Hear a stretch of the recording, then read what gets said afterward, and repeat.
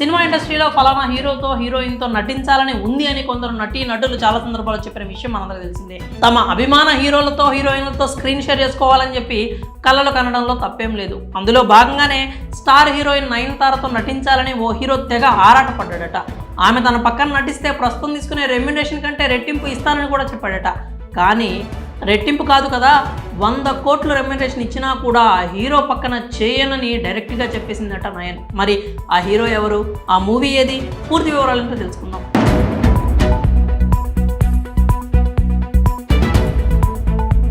Nayanthara south ఇండియాలో అత్యధిక remuneration తీసుకునే హీరోయిన్లలో ఒకరిగా వెలుగొందుతోంది. నయన్ ఒక్కో మూవీకి సుమారు 10 కోట్ల నుంచి 15 కోట్ల వరకు పారితోషికం తీసుకుంటుందని చెప్పి ఇండస్ట్రీ వర్గాల్లో అయితే టాక్ నడుస్తూ ఉంటుంది. అయితే ఓ సినిమాకి ఇంతకు రెట్టింపు ఇస్తానని చెప్పాడట ఓ హీరో. కానీ ఆ మూవీని ఆమె తిరస్కరించిందని తెలుస్తోంది.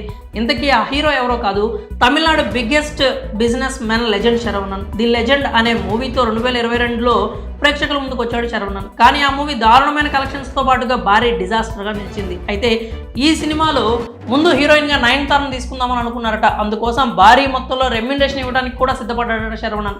ఆమెను ఎలాగైనా తన పక్కన హీరోయిన్గా నటింపజేయాలని చెప్పి ముచ్చటపడ్డాడు ఆ హీరో. కానీ నయన్ మాత్రం అతడి పక్కన 100 కోట్లు ఇచ్చినా నటించను అని డైరెక్ట్గానే చెప్పేసిందని సమాచారం. అప్పట్లో నయన్ ఇంటి ముందు రోజు రోల్స్ రాయ్స్ కారు ఆగేదట. ఆ లగ్జరీ కారు శరవణందే. ఆమెను సినిమా కోసం ఒప్పించేందుకు చాలాసార్లు ఆమె ఇంటికి వెళ్ళేవాడట. ఎన్నిసార్లు నయన్ చుట్టూ ప్రదక్షిణలు చేసినా పాపం నయన్ మాత్రం కనికరించలేదు.